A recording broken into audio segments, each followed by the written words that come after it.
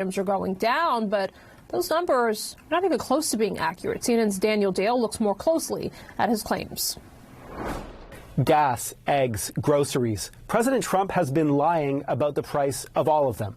Trump has been trying to play down widespread concerns that his tariffs will fuel inflation. And listen to what he said this week and last week about gas prices. Energy just hit $1.98 in a couple of states. It's way down. You have gasoline that hit $1.98 yesterday in a couple of states. Gasoline yesterday in 3 states hit $1.98 a gallon.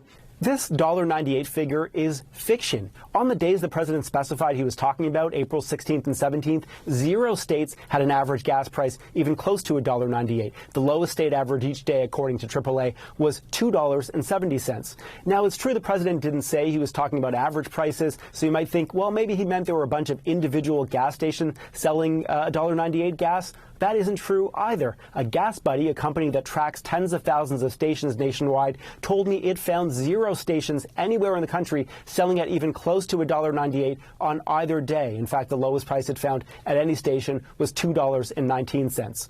Next, listen to 2 false claims Trump made this past week about the price of eggs. We just had a big Easter egg hunt at the White House, thousands and thousands of eggs, and the price was down 87%. As you know, the cost of eggs has come down like 93, 94% since we took office, and they're pretty much normally priced now.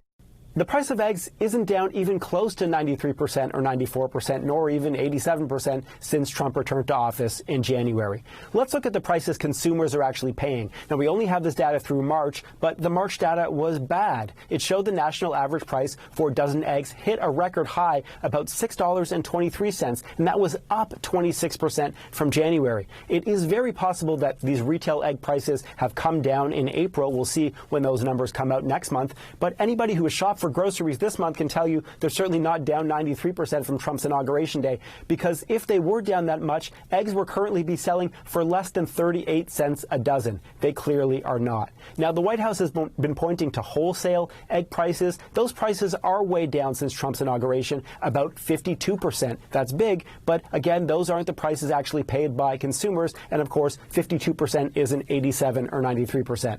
Now, finally, the president has said repeatedly over the past 2 weeks that grocery prices in general have come down. He said way down in a social media post on Thursday.